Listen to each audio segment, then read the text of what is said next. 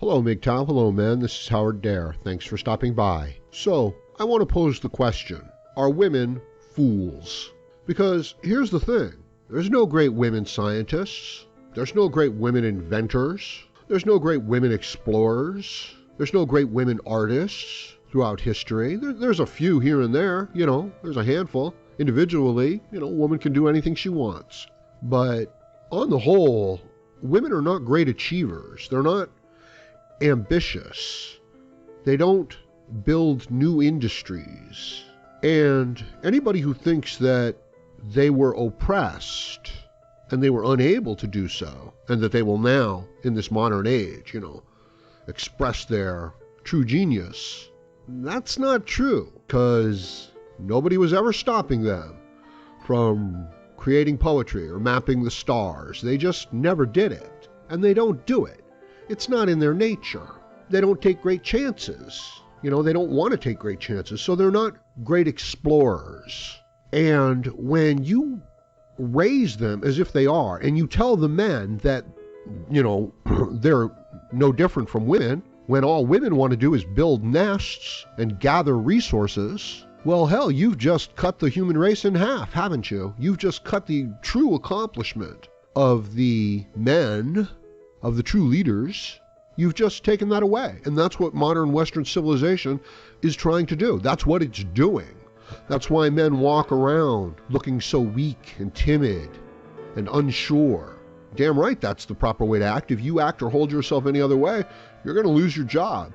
You're going to be attacked. You're going to be kicked out of the group. You're going to be marked. Don't do it, unless you're prepared to do that, to have that happen. And I don't recommend it. Yeah, I'm sorry. My general advice to men in the world is, don't express yourselves. I hate to say it. I mean, how could you go into the workplace and express your MGTOW attitudes? I can do this online because I've already lost all my jobs. So there, for my views, for expressing myself. Women are part of the group. They're part of the collective. They have to be. Well, they choose to be. And now they want to drag the level of civilization down to this little gossiping henhouse, where if Milo Yiannopoulos says something ugly, well, it just says he doesn't even like the new Ghostbusters movie, he's getting banned from Twitter, right? Because he's upset the hens. So most people, they're not going to want to deal with any sort of heat like that. And I wouldn't recommend it for a man who's trying to earn a paycheck and pay his bills. And if you think that women are now going to really move to the forefront, they're not. There are no great women explorers. There are no great women inventors. They're not. But you sure are stifling the men, aren't you? You sure are crippling the men right from the start. So my opinion is generally that, at least where ability is concerned, yeah, women are fools. Women are far below even, what an average man can do. So in that sense, yeah, they're fools, most of them. Not all of them, right? I know some women that are much more intelligent than myself. I don't know very many women that are actually stronger than me, I'll tell you that. I'm sorry, let's say you take two animals, all right? And one of them, every day you praise it and you give it, food, and you look after it and you take care of it. And another animal, every day you abuse it and you yell at it and you beat it and you threaten it and you work it every day, their whole lives. Now, maybe when they're, over time, it makes a big difference. You know what I mean? It really does, over time. You may not notice it as much in the beginning, and it's not as pronounced, the difference in treatment. Because what are you going to do? I mean, are you going to feel threatened by a 20-year-old boy who doesn't need to shave yet? Who you're not, okay? There's no problem with him. Now, how are you going to feel about a 40-year-old man who's, built like a monster, who doesn't back down from anything and just keeps looking you in the eye? It's like, holy shit. Now, if you're another man, you're going to be like, yeah, this guy's solid. He's dependable. I like him. He looks you in the eye when he speaks. He tells the truth. He admits when he makes a mistake, and he expects other people to keep their word and to do what's right. So that's great. It's what I think men should aspire to, but it takes a little while. I mean, it takes actually being put through the fire. You know what I mean? It's like, will this person keep their word when things go south? And you can tell by, how a person acts to a large degree whether or not they've been tested in that way. See what I mean? I mean, yeah, they say they will, and you want to believe that they will, and they believe that they will. And that's fine. But they don't know if they will. And you don't know if they will. And you can tell in their voice. But then you have somebody who's older, and it's like, yeah, fine, whatever happens, I'll be here. I'll take care of it. This is what I do. And it's like, oh, I can see this person's been through some serious shit. So when they say that they're going to do this, they mean they're going to do this even if it's difficult, So don't do it unless you're prepared to be on your own. And I have no problem with saying that most people are not. 80% of people, no, you shouldn't be doing that. You probably weren't geared for it and raised for it, designed for it. No, don't do it. Do what you want. Do what you think is right. That's what I do. And be prepared to pay a price for it. Essentially, social ostracization is what I'm talking about there. So, capability-wise, women don't match men. And yet, socially, they outmaneuver men all the time. I mean, the game is rigged to their advantage. Every social interaction is rigged to their advantage. Check your privilege, man. Check your privilege. So don't assert your privilege, right? And it's set up for the lowest common denominator, too. This is check back on my previous video where I talk about why men build but women control the world. So the women control the game. The lesser controls the greater. The values of hard work, strength, ability, freedom are inverted. Check your privilege. And the highest goal of the civilization of the group is the lifting up of the lowest members of the group. So check your privilege. How dare you look out for yourself?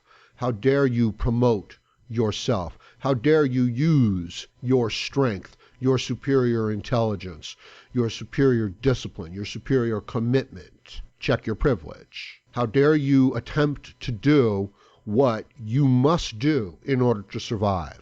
The group says, the women say, you have to uplift the weakest, smallest member of the group. That's the noble thing to do. So this is the conflict that rips the men apart in Western civilization, where they're shamed for their own ability, for their own nature. So the smartest, strongest, most capable, bravest, most industrious men are attacked the most. So are women fools? Well, they don't have the capabilities of men, but they sure know who to attack, don't they? And if it's any comfort, this is the basis of their behavior. This is the motivation of their behavior. It expresses itself in 1,000 different ways. And this comes from weak men and people who want to exist on the hard work of others, and this is their worldview, and this is how they perpetuate it. They attack the strong, they belittle the strong, and they say you have to take care of the weak. How dare you follow your true human nature, right? These people will shut down enlightened self-interest. That's what they're trying to do. That's what check your privilege is about. And once they have these emotional hooks into the people, the patsies that are going along, the useful idiots that are going along, the fools that join the collective, it's emotional manipulation of those people. Now, there's an advantage that these people gain by getting into that group. You know what I mean? There's strength in numbers, there's solidarity, there's bias confirmation, there's all kinds of things. It's probably got more to do with the idea of people being emotionally unhappy and then using that as their basis for, the decisions that they make and the actions that they take. And this is how women operate. This is how children operate. This is how manipulative, weak men operate. This is how people who want to exist off of the strength of others operate. And they are fools. They are ignorant. They lack the ability. But there's this other way of going, which is this vindictive kind of priestly revenge, as Nietzsche referred to it. Oh, yeah, I've got some people trying to give me a hard time in the comment section about how Nietzsche and Ayn Rand are not similar, and it's like, oh, okay, great, You should make a YouTube video about that. And you should, do a YouTube channel about that. I'm just going to move on to my next video. It's usually, often it's innocent and harmless and things like that. It's just people interacting. But, it's also got that other side to it of the person wanting to distinguish themselves at the expense of others, of finding a single little fault in something and, expanding on it and glorifying it and then, focusing on it. And it's a bit of a waste of time for someone like myself who's moving on and doing other things. So please forgive me.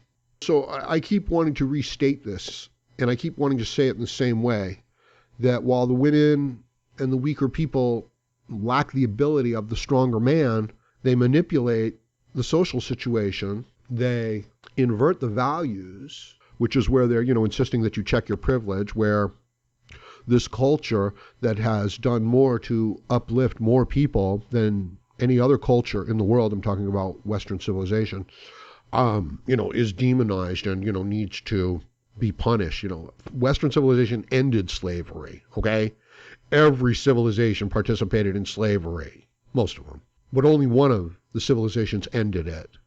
So when, you're talking about racism and bias against Western civilization, you're actually just the foolish idle-mindedness that a child gets to indulge in when its other needs, like security, have been taken care of for it. Now, that's not to suggest that there aren't some issues within Western civilization that need to be addressed. Of course there are. But this misguided emotional manipulation with things like Black Lives Matter, this is the civilization and the race that ended those things and that protects the individual rights.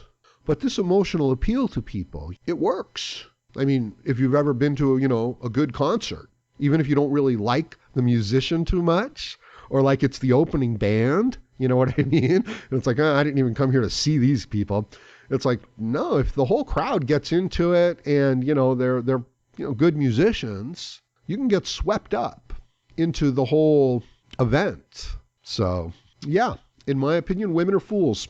But as far as their abilities are concerned, compared to men, not all of them, but they're not fools socially, emotionally, not at all. As a matter of fact, men are the fools socially and emotionally. They are the ones who are led around.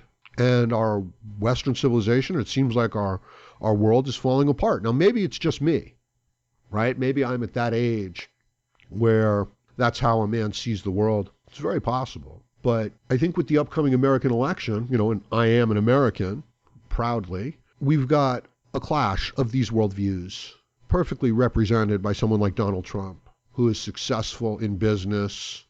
I was watching Obama saying that Trump is unfit for, being president. It's like, really, pal? Really? You've generated like a $20 trillion deficit, and here's a multi-billionaire successful world entrepreneur?